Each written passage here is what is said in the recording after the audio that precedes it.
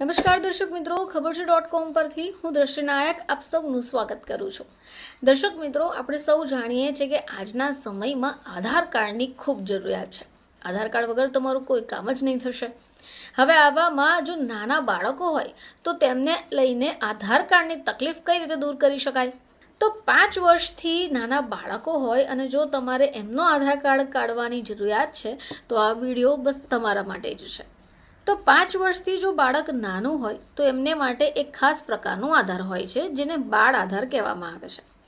હવે આ બાળ આધારમાં બાળકનું નામ, એનો ફોટો, એની જન્મ તારીખ અને એનું લિંક જોડવામાં આવતું હોય છે.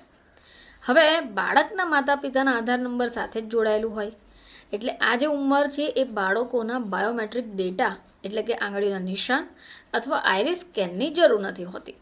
હવે આજના સમય માટે આધાર કાર્ડ દરેક માટે એક મહત્ત્વનું સરકારી દસ્તાવેજ છે, આપણે એમ કહી શકીએ. હવે 12 અંકનો યુનિક ઓળખ નંબર હોય જે UIDAI unique identification authority of India દ્વારા જારી કરાય છે.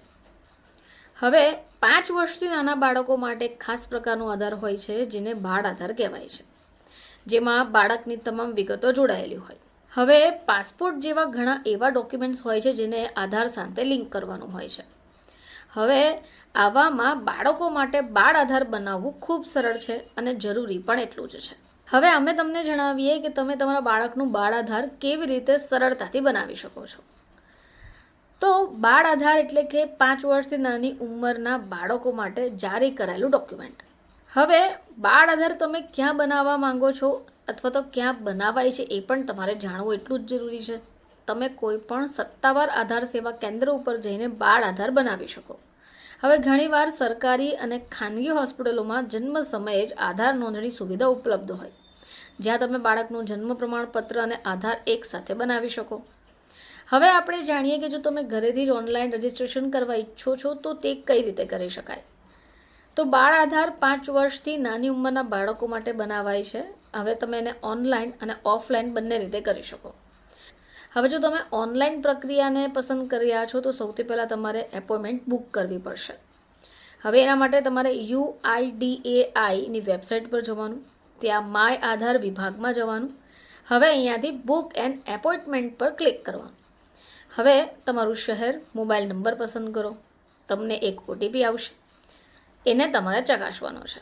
હવે આધાર સેવા કેન્દ્ર અથવા તો નોંધણી કેન્દ્રમાં જવાની તારીખ અને સમયને પસંદ કરી લો. બાળ આધાર બનાવવા માટે માતા પિતાને તેમનું બાયોમેટ્રિક ચકાસણી અને આધારની માહિતી આપવી જરૂરી છે. પ્રક્રિયા પૂર્ણ થાય એટલે બાળ આધાર તમારા સરનામા પર મોકલવામાં આવશે. તમે ઈચ્છો તો તમે તેને UIDAIની વેબસાઇટ પરથી ચેક પણ કરી શકો અને ડાઉનલોડ પણ કરી શકો છો. હવે જો તમે ઓફલાઈન કરવાના હો, નજીકના આધાર નોંધણી કેન્દ્ર ઉપર પહોંચી જાઓ. ત્યાં એક ફોર્મ ભરો, બાળકના જેટલા પણ જરૂરી ડોક્યુમેન્ટ્સ છે એને જમા કરાવો. માતા પિતાએ તેમની બાયોમેટ્રિક આધાર માહિતી આપવાની છે. હવે અહીંયા તમને એક એકનોલોજમેન્ટ સ્લિપ મળશે જેમાં એનરોલમેન્ટ ID રહેશે, જેને સ્ટેટસ ચેક કરવા માટે સંભાળીને રાખવું જોઈએ. હવે આ જે બાળ આધાર છે લગભગ તમને 60 થી 90 દિવસની અંદર મળી જતું હોય છે.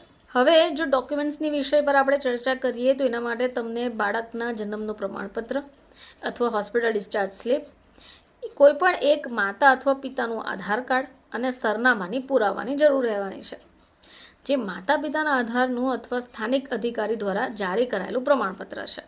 હવે ફીઝની વાત કરીએ તો 5 વર્ષથી નાની ઉંમરના બાળકો માટે બાળ આધાર સંપૂર્ણપણે મફત છે. પરંતુ બાળક 5 વર્ષનું થાય એટલે ત્યારે તેના આંગળીઓના નિશાન અને એની આંખોના નિશાનને અપડેટ કરવા તમારે આધાર કેન્દ્ર પર પહોંચવું પડશે. જોકે આ બાયોમેટ્રિક અપડેટ પણ સંપૂર્ણપણે મફત હોય છે. તો દર્શક મિત્રો, જો તમે પણ બાળ આધાર બનાવવા વિચારી રહ્યા છો તો આ માહિતી આપને ખૂબ કામ લાગશે. ફરીથી આપ સમક્ષ હાજર થઈશું. ત્યાં સુધી જોતા રહેજો ખબર છે .com.